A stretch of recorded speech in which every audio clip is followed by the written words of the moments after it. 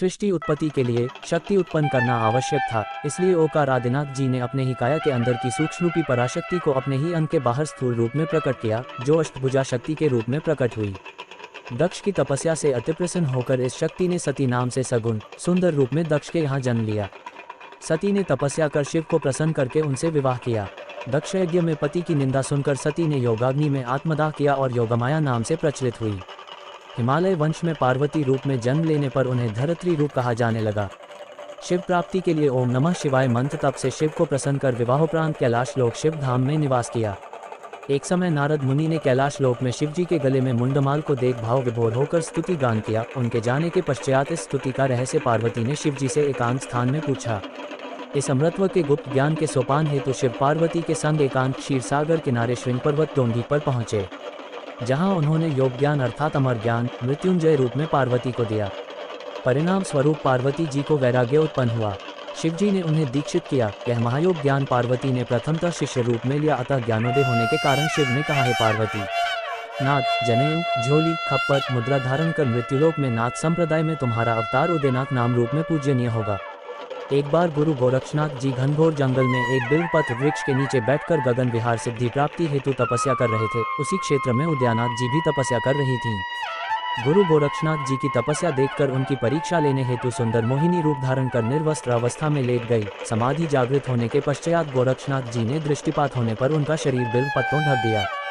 उदयनाथ जी ने प्रसन्न होकर गोरक्षनाथ जी को अपने मूल स्वरूप पार्वती जी का अपने दर्शन दिए और अपने रक्त रूप में भगवा वस्त्र प्रदान किए तथा अपने गुरु आदिनाथ जी का परिचय दिया।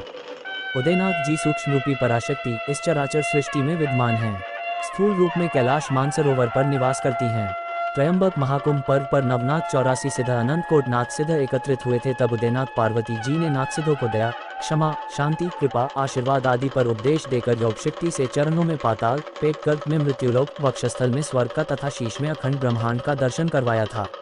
सृष्टि उत्पत्ति शक्ति पराशक्ति रूप से कैसे हुई एवं योग में शक्ति का महत्व आदि पर उन्होंने उपदेश दिया। आदिनाथ जी ने उदयनाथ जी को जगत जननी, गोरक्षनाथ जी ने ज्योति स्वरूपी एवं मत्स्येंद्रनाथ जी ने योगमाया नाम प्रदान करके इन्हें गौरवान्वित किया। उदयनाथ जी पार्वती ने अलवर जोधारवास क्षेत्र के घनाघोर जंगल में उदयनाथ धाम में स्थित गुफा में 60,000 वर्ष घोर तपस्या की। संपूर्ण 14 भुवन भ्रमण किया। स्वयं पराशक्ति होने के कारण सभी सिद्धियां उनकी दासी थी। एक बार घाटी में भर्तहरिनाथ जी तपस्या में लीन थे।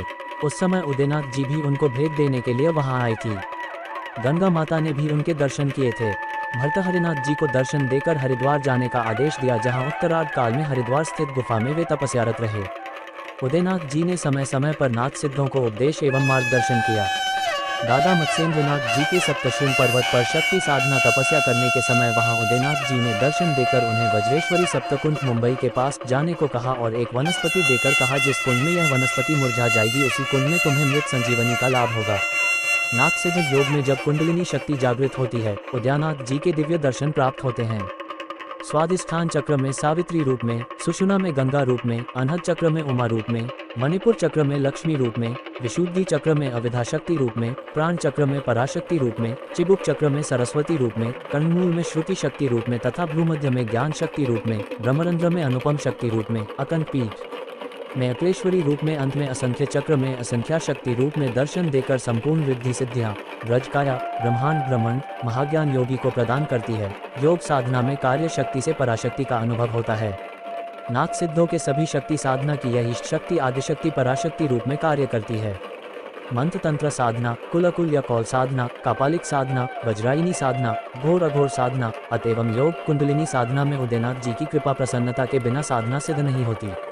विशेषतः मन इंद्रियों पर विजय पाने पर उदयनाथ पार्वती जी दर्शन देते हैं। ऐसे पूर्णत्व प्राप्त उदयनाथ जी की नवनाथों व नाथ सिद्धों में उच्च स्थान में मान्यता है। श्रद्धालुजन अलवर जोधवास गांव मई जोड़ उदयनाथ धाम नाम के क्षेत्र में उनकी समाधि पर पूजा अर्चना कर श्रद्धा सुमन अर्पित करते हैं। गायत्री मंत्र ओम ह्री श्री उदयनाथाय विद्महे भद्रीरूपाय धीमहि तन्नो पराशक्ति प्रचोदयात्। ओम श्री उदयनाथ नमः। उन सिद्ध योगी उदयनाथ जी पार्वती को हम बारंबार नमस्कार करते हैं, पुनः पुनः आदेश करते हैं।